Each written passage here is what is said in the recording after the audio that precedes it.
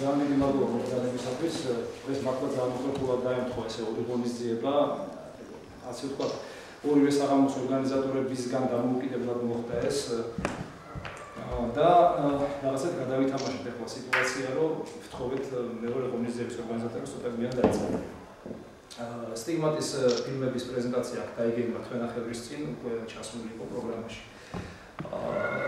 მართლა ისეთი პრეცედენტია გიორგი ზავესესხები, რომ დროზე ადრე ვიწყებთ, არ ხდება ეს ქართულ სივრცეში ესეთი რაღაცა და მინდა გითხრათ მხოლოდ ერთი რამ, სანამ გიორგი გადავცემთ სიტყვას, რომ ლიბჯემ სამი ღონისძიება უკვე მოაწყო ლიბჯეს ორგანიზებით სტიგმატის, ეს იყო ორი ღონისძიება როკ კლუბში და ერთი იყო ეს ყველაფერი ხდება 2010 წელს, ერთი იყო ლიტერატურის მუზეუმში, ერთობლივ არტისტულ ვორქშოპში სიტყვები words. აქედან გამომდინარე და კიდევ იქიდან გამომდინარე, რომ ბატონი გიორგი ყოველთვის დიდი ინტერესით იყო გამშვალული ჩვენი ჯგუფის მუშაობის და შემოქმედების მიმართ და გამომდინარე იქიდან, რომ ლიტერატურული პორტალი ლიბჯე შეიძლება პირდაპირ ითქვას არა მხოლოდ კონკრეტულად ლიტერატურას მოიცავს, არამედ უფრო ფართო სპექტრს ხელოვნებისა და არა მარტო ასევე ლიტერატურულ პორტალს ლიბჯესა და სტიგმატ შორის მოხდა შეთანხმება და ლიტერატურული პორტალი ლიბჯე გახდა სტიგმატის, ასე ვთქვათ, პრომოუტერი, იღებს შეფობას სტიგმატის პრომოუშენზე, რაც ჩვენი ჯგუფისთვის ერთობ მნიშვნელოვანია და ვისაც დიდი მადლობა მოვახსენებ. ახლა სიტყვას გადავცემ ბატონ გიორგის და მე კიდევ ორი სიტყვით. ძალიან დიდი მადლობა ორგანიზატორებს გიორგის როგორც აღნიშნა დაიწყო კონცერტები, მაგრამ ეს მხრივ მე მოგიხურეთ იქიდან გამომდინარე რომ რაღაც ნაწილი ექსტრემა სამაური კონცერტებს გამომისამართ და აკეთებთ ბოლომდე შეგვიძლია რაღაც პროექტს მაინც გაიგეთ თუ რა ხდება და წარმოადგენს ჯგუფის პრიმატურს გიორგი მითხრა და ჩვენ ელექტრონული ბიბლიოთეკა ლიბჯემ დავიწყეთ, ზოგადად დავიწყეთ სხვადასხვა ჯგუფებთან თანამშრომლობა და პირველი მათგანი იყო გიორგის შემოთავაზებით და ჩვენ თვითონ ინტერესებს შევედეს ჯგუფია, სტიგმატი, რომელიც როგორც ნახავთ იღებს მაღალი დაბალი რეზოლუციის ფილმებს, პირველი ფილმები საერთოდაც ნახე ეს იყო მობილური ტელეფონით გადაღებული და ეს არ არის უბრალოდ თქვა რაღაც მარტო არტი, რამდენადაც მე ვიცი და დავინახე, გიორგი ცდილობს სოციალური მესიჯები ჩადოს თავის ფილმებში, სოციალური ზავნილები და რაღაც პრობლემატიკები დაანახოს. ეს ჯგუფი შედგებოდა აქამდე სასაზღვრო 5 წევრისაგან, რომელიც პერფორმანსებს გამდენ ცოცხლად გოებულის წინა შეხვედრებს, რომელიც რობლუში მოაწყდა, ამ შემთხვევაში მხოლოდ ფილმების ჩვენება იქნება და მე რამდენადაც ვიცი ერთი წევრი დაემატა. ახალი წევრი ყავს. შესაბამისად მე არც ერთი ფილმი არ ვინახავს ახალი, იმიტომ რომ ეს ყველაფერი პირველად გამოდის საზოგადოების სამშობლოზე თქვენთან ერთად დიდი ინტერესით დავიწყებ ალგორითმის მიდევნება, შემდეგ მე თვითონ გამოვისამართები რაღაც სასამართლოზე და მე შეიძლება დავიწყო ძალიან დიდი მადლობა. იქნება წარმოდგენილი 5 ახალი ფილმი, თუ დრო დაგვრჩება ჩვენ კიდე ესე იგი ვაჩვენებთ 2 ძველ ნამუშევარს, რომელიც ძალიან მნიშვნელოვნად მიგვაჩნია. ორი სიტყვით დავზენ კიდე რომ ჯგუფის სტიგმატი ვინც არის ის არის თლიანად იმპროვიზაციულ არტქმედებებზე დამყარებული ჯგუფი. ჯგუფს არ გააჩნია არანაირი წინასწარ დაწერილი სცენარი თითქმის არასოდეს და ერთი გასვლით და სადღაც 2-3 საათიანი გადაღებით ხდება ხოლმე ფილმის გაკეთება და შემდეგ მონტაჟი. ჩვენ დავიწყეთ 2006 წელს ჯგუფი შეიქმნა ჩემი და ბატონი მიხეილ გისის თაოსნობით, მულტიმედია არტისტის აგრძანდება. ჩვენ ვიღებდით 2006 წელს ჯერ მობილური ტელეფონებით, არანაირი ტექნიკა არ ქონდა და 22 ფილმი გავაკეთეთ ასეთი პირობებით, 22 ფილმი. შემდეგ რა თქმა უნდა იყო ძალიან ძნელი ამის სადმე ჩვენება, ელემენტარულად ვერ ვახერხებდით გაშვას დიდ ეკრანზე, იმიტომ რომ პიქსელდებოდა გამოსახულება და ამიტომ ფაქტობრივად ჯგუფი დაიშალა და აი 2010 წელს მე და ბატონმა მიხეილმა გადავახალისეთ შემადგენლობა და რეანიმირება მოახდინეთ ამ ჯგუფის, რაც დაგვირგვინდა იმით, რომ ძალიან აქტიურად ამუშავდა ჯგუფი სალამძიმოს. ძალიან აქტიურად ამუშავდა ჯგუფი და მინდა გითხრათ, რომ სრული სპონტანურობა არის ამ ფილმებში. თქვენ რასაც ნახავთ, აქ დადგმული ფაქტურად არაფერი არ არის და ერთადერთი რაც მინდა გითხრათ, რომ ყოველგვარი კინოსტანდარტი არსებული მსოფლიოში და ყოველგვარი მიღებული რაღაცა წესები არის აქ დანგრეული საგანგებოდ და ჩვენ ვცდილობთ რაღაცა ჩვენი რაღაცა რავი ადავარყოს მიმდინარეობა თუ რაღაცა დავამკვიდროთ. ეს ბევრს ეშლება და ერევა უпростоეთ ვიდეო არტში და ჩვენ ხაზგასმით ვიძახით რომ ვიდეო არტი არის აბსოლუტურად სხვა მიმდინარეობა კინოში და ეს არის მოკლე მეტრაჟიანი მინი არტ ფილმები. ჩვენი ქრონომეტრაჟი არის 5 წუთიდან 20 წუთამდე მაქსიმუმ, ასეთი ქრონომეტრაჟი აქვს ჩვენ ფილმებს და რაც ყველაზე მნიშვნელოვანია, ეს ფილმები ემყარება არ შემიძლია რომ ეს სიტყვა არა ვთქვა, თუმცა ვიცი რომ დღევანდელ სიტუაციაში ეს სიტყვა ნამდვილად არამომგებიანია და პირიქით შეიძლება წამგებიანიც იყოს, მაგრამ ეს ჯგუფი და ეს ფილმები ემყარება წმინდა ანდერგრაუნდულ ტრადიციებს, რაც სამწუხაროდ დღითი დღე ხდება არა მარტო საქართველოში, არამედ სოფლიოში ამ ტრადიციის ასე ვთქვათ ამოძირკვა. თუმცა თავისუფლება და ჩვენ ერთ საკუთარ თავს ვუწოდებთ თავისუფალ არტისტებს, თავისუფლება ზუსტად ამ სფეროში არის ჩვენ ასე მიგვაჩნია. ფილმების დახასიათება ჩვენ მოახდინეთ ასე, ეს არის ფილმს პოეტური ფილმები, რადგან ჩემი ჩათვლით ჯგუფში უმეტესი არიან პოეტები და ფაქტურად ჩვენი პოეზია გადავიდეთ კინოში და ამით ვახდენთ ჩვენი ლექსების მანიფესტაციას უკვე ფილმების სახით. აი ეს მოკლედ რაც შემიძლია გითხრათ, Facebook-ზე ყველა შეგიძლიათ ნახოთ ოფიციალური გვერდი სტიგმატის და რაც თავარია, სულ მალე ლიბჯეზე გაკეთდება სტიგმატის ცალკე გვერდი, ეს არის ძალიან მნიშვნელოვანი ჩვენი ჯგუფისთვის. ორმესი მადლობა და ახლა ჩვენ დავიწყებთ ესე იგი პროექტის პროცესს.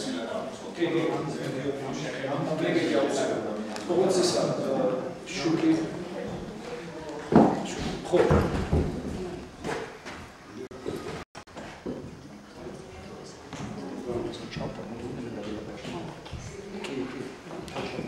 კამერა და ეს კამერაც არ ქონდა ჩვენ უბრალოდ ერთმა ძალიან გულისხმიერმა ადამიანმა პირდაპირ მინდა ვთქვა რომ სასწაული მოხდა Facebook-ზე ყავს ერთი მეგობარი რომელიც ცხოვრებაში თვალით არ მინახია იტალიაში ცხოვრობს ქართველი ქალია როგორც ყველა წასული აქედან წვალობს იქ ძალიან მძიმე სამუშაოებზე და იმდენად მოეწონა ჩვენი ჯგუფი და ჩვენი შემოქმედება თუ ჩვენი რა ვიცი გამოვიგზავნა თქმით და ვიყიდეთ აი ეს კამერა ესე იგი ეს მოხდა სასწაული აბსოლუტურად რომ აი სრულად უცხო ადამიანმა გაიღო რაღაცა მეცენატობა როცა მე აქ მიმართავს არაერთი ძალიან მდიდარი ადამიანებისათვის და მithოვია ელემენტარული რაღაცა დახმარება და რა თქმა უნდა არანაირი შედეგი არ გამოგვიგია.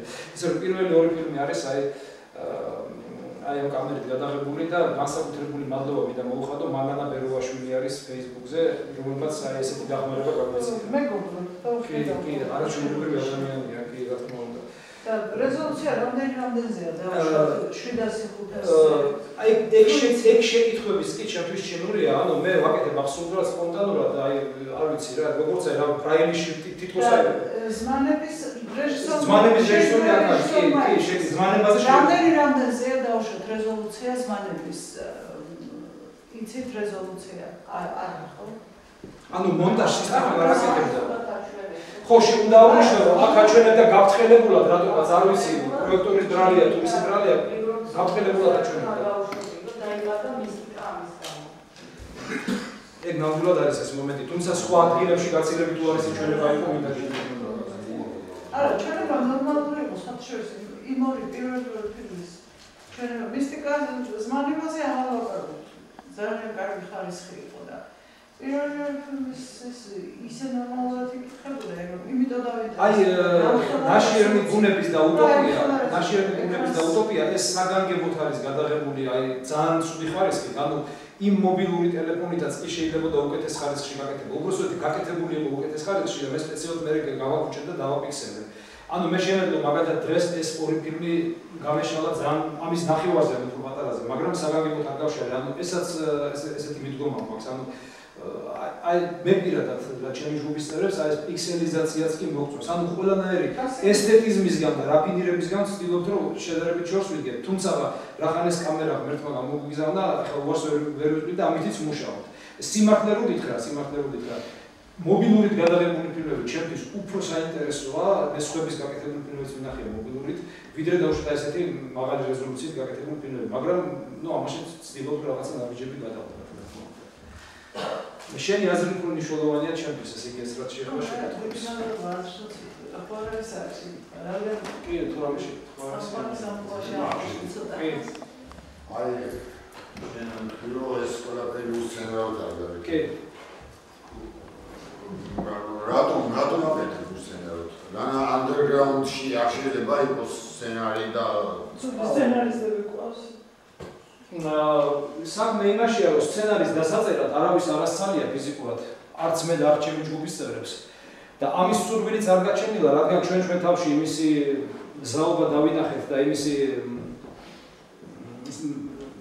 ენერგია, რომ ეს უსცენაროდ გავაკეთოთ, ჩვენი ემოციებიდან გამომდინარე და ჩვენი შეგრძნებებიდან გამომდინარე, ამიტომ ეს უბრალოდ ეს მომენტი გადავარდა და ამის აუცილებლობა აღარ დადგა. უბრალოდ არის ხოლმე შემთხვევები, როდესაც მე და მიხეილგის გვაქვს რაღაცა მცირე მონახაზი, აი ძალიან სქემატური, მაგალითად, აი ერთი ადამიანი აქ უნდა დადგეს, მეორე ადამიანი აი ის ბიჭი იქ დგას, ეს აქ ზის და მე მოქმედებებს წლიანად არტისტები ახდენენ.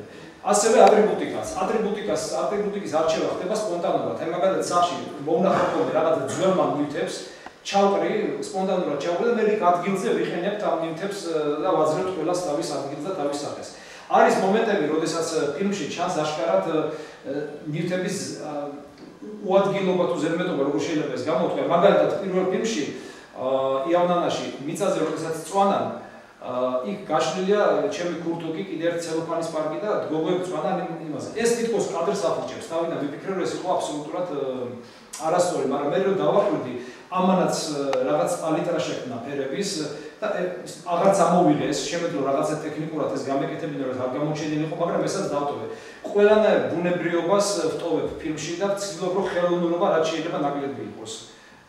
და ესთეტიკა, რა თქმა უნდა, ძალიან კარგი ტერმინი და ძალიან კაი მოვლენაა ზოგადად და ხელოვნებაშიც, მაგრამ კინოესთეტიკისგან ცოტა შეურდგევარ. ამაზე მინდა პატარა განმარტება გავაკეთო, რომ აი ელენე ცაგარეიშვილი არის კიდევ ერთხელ ავრიშავ რეზო ესაძის კურსდამთავრებული და ელენესთან გვაქვს ხშირად ესეთი ძალიან სასარგებლო კამათი. ელენე აღზრდილია კინოს ისეთ ტრადიციებზე, რასაც კლასიკური კინოს ტრადიციები ქვია და მასწავლის ხშირად რაღაცებს ვღებულობ, რაღაცებს ვერ ვღებულობ და ერთმანეთში სულ გვაქვს ესეთი პაეკრობასავი, მეუბნება არა დახვეწე, მომენტები გაარაფინირე, სცენარი გააკეთე, აუხსენი არტისტებს ძალიან კონკრეტულად ვინ რა გააკეთოს. და მე ვხსნი, რომ მე, როდესაც პოეზიაში მუშაობდი 25 წელი, არ ყოფილა შემთხვევა, რომ მე ლექსი დამეწეროს და მე ის ლექსი გადამემუშავებინოს, შემეცვალოს რაღაცა, ყველა ლექსი დაახლოებით 6000 ლექსი მაქვს დაწერილი, ყველა ლექსი მაქვს დაწერილი ერთ ამოსუნთქვაზე. ყოველგვარი გაშალაშინების გარეშე. ესაც განსხვავდება ჩემი კოლეგებისაგან ეს მიგდება. ჩემი კოლეგა, მეგობრები, პოეტები, აი მე თვითონ მომსწრე ვარო, ხანდახან ერთ ლექსზე ზოგიერთი კვირა მუშაობდა. მე შემთხვევა არ მქონია ეგეთი. ეთქო ეს შემხასიათ შეზის. და აქედან გამომდინარე, ეთქო ფილმებშიც ესე ვარ. და მით უმეტეს, როდესაც მე ვიზახი, რომ ეს არის იგივე ჩემი ლექსები, ანუ კინოპოეზია. ანუ ფაქტობრივად რაც მე ვერ გამოვხატე ფურცელზე, მაგის ფანტაზია თქო ამომეწურა, ეს გადავიტანე ფილმში. აი ამის თქმა მიწა. ძალიან ისმის შენი გიორგი, იმიტომ რომ ჩემთვისაც ხელოვნება არის რაღაც კომპლექსური და ბევრი რამით უნდა გამოიხატოს. ჩემთვისაც ესეა. ხო, ეს მართლა პარადოქსი მოხდა, ესე იგი ხანდახან ღმერთის ნება ჩაერევა ხოლმე, ესე იგი ეს კადრები სრულიად შემთხვევით ხიდან ჩამოვარდა პეპელა, რომელიც ეთყობა უკვე მესამე თუ მეოთხე გეკონდა და უნდა მომკვდარიყო როგორც ეთყობა და ვერ დაფრინავდა. და დავიწყეთ აი სპონტანურად აი ეს პეპელა და ესე იგი დუეტში შევიყვანე პეპელა ელენესთან და ეს კადრები გადავიღეთ და გადაღების დროსაც კი შოქში ვიყავი რაღაც აი რაში ხმამაღალ შედარება არ გამოვიდეს, რაღაც ფარაჯანოვისეული კადრები გამოვიდა თუ რა გამოვიდა, არ ვიცი, სასწაული რაღაც გამოვიდა და მე მოხდა უარის სასწაული. როდესაც დავამთავრე გადაღება და წამოვედით, გზაში გადავახვიე ვიდეოკამერა და გზაში ვაყურებინებდი არტისტებს მასალას. დამავიწყდა ეს ვიდეოკამერა გადავახვიე ხასოთი. და გზაში ხიდან ჩამოვარდა მუხლუხო, რომელიც დავასვი მარიკას მუხლუხო ხელზე და დავიწყე მუხლუხოს გადაღება და დამავიწყდა რომ მასალა გადახურული მაგრამ თელი ეს პეტალა სცენა წაიშალა.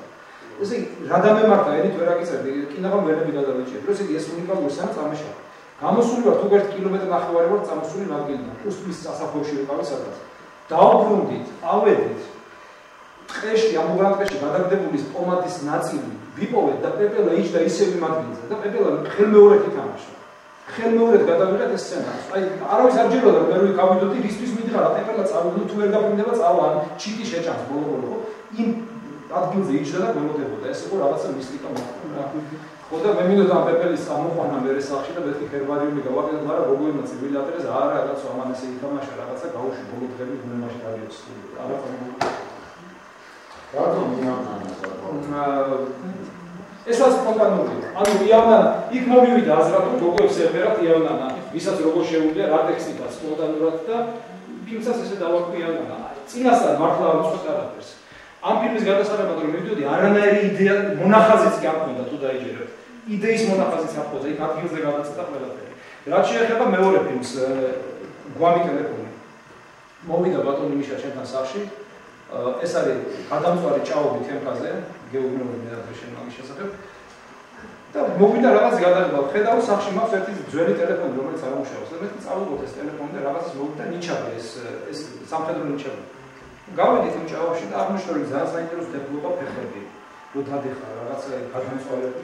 აი ესაც სპონტანურად მოხდა, აბსოლუტურად სპონტანურად.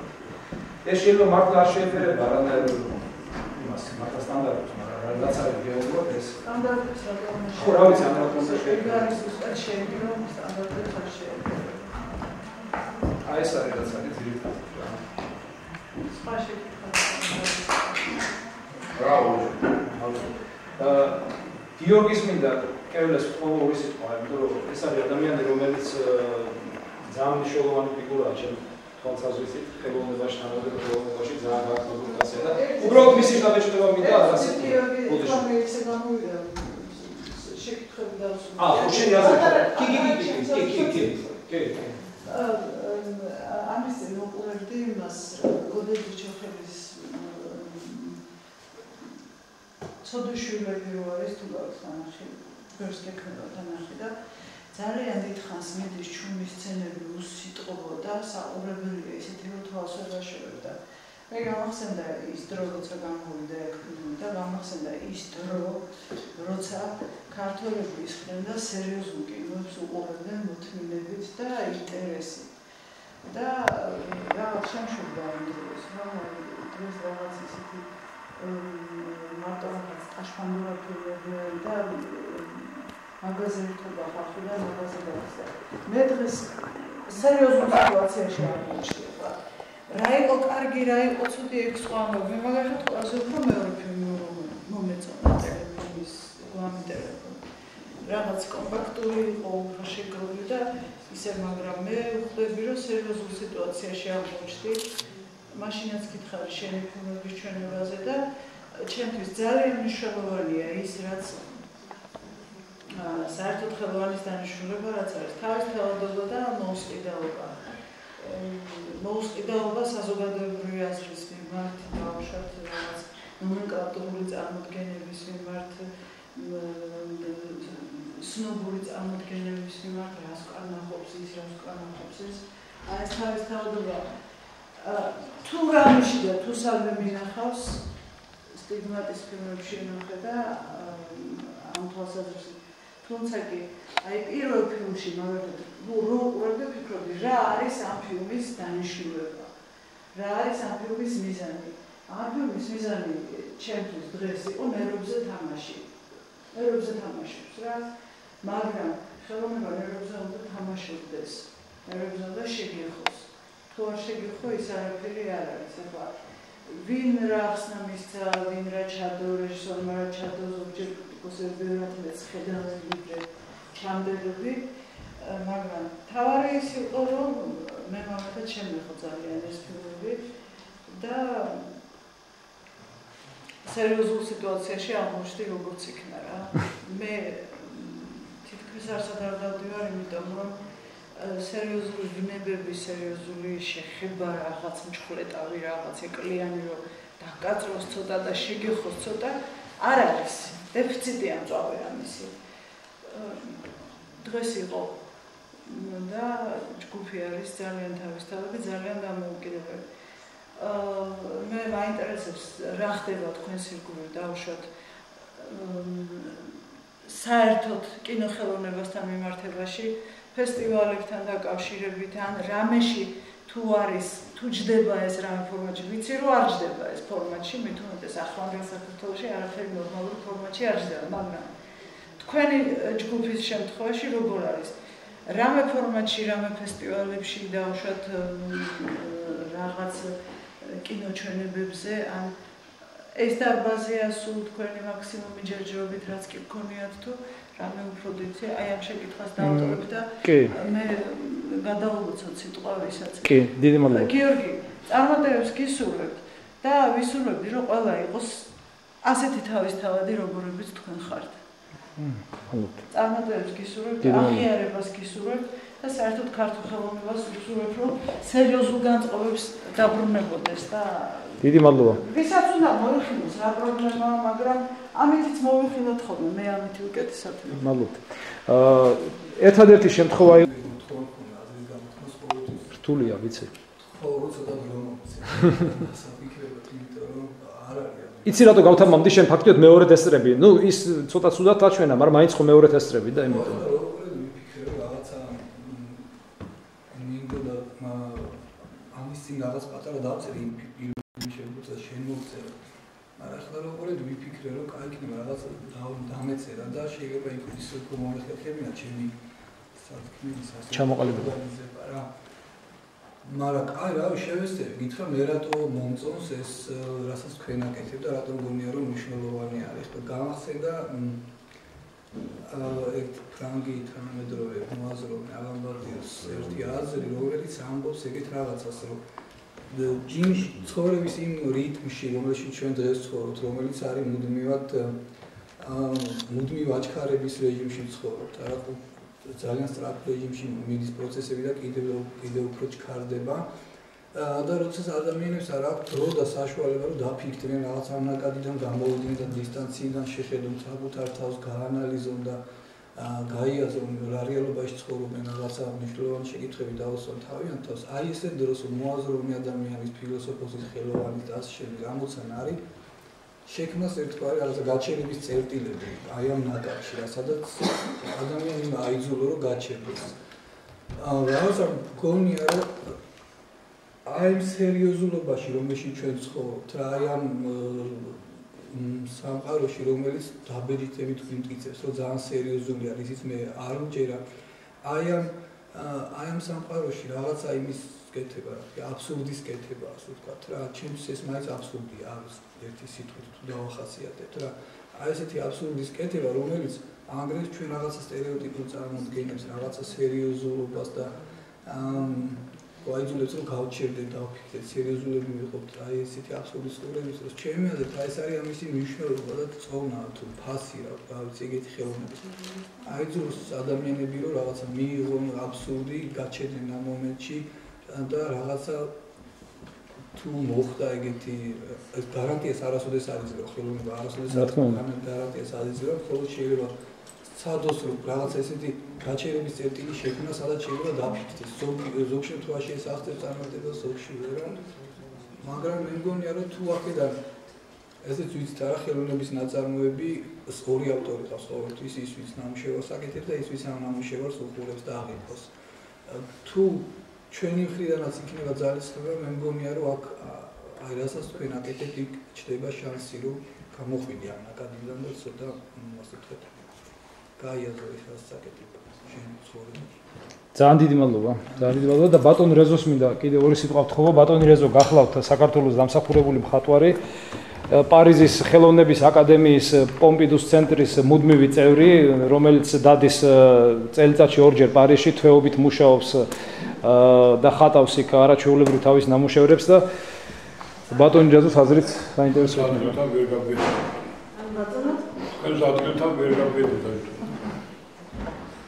მე წინათ ორი წლის უკან იყო თუ როდესაც დაახლოებით, კი. მე პარიზში წავედი. კი. გასულთან რომ გითხარით რომ მე ბევრი ფილმები ვნახე ასეთი პარიზში.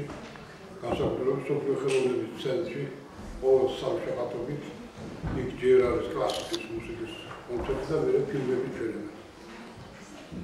ეხლა მე რამოდენიმე ფილმი რას ვნახე. იმ ფილმებიდან შეიძლება ეს შედევრები იყოს. აი უტოპია. მე ვიქარი დამომეწონამეთი ეს ესეთი ფილმია რომ აი ალბათ აი პიკასოს რაღაც ელემენტებიც არის აქ კუბიზმი კი არ არის, პიკასოს სხვადასხვა პერიოდები. აი ის ელემენტებისაც რეალურ სამყაროში რო ნახავ აი ამ მხატვრულ მხარეს ესახება. აი ნებისმიერ რეალურ სამყაროს ახლავს გვერდით მხატვრული მხარე. სხვადასხვა მოდერნებით, იმ მოდერნს მოძებნა უნდა და მოახდერო წერტილში. ამას მაშინ იტყვია, რომ რუსულად რო იქნება ნოვატორია.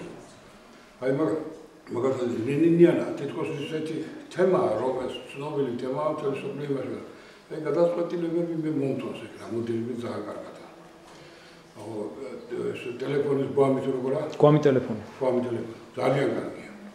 მაგრამ განსაკუთრებით უტოპიაზები და გამომახვილება.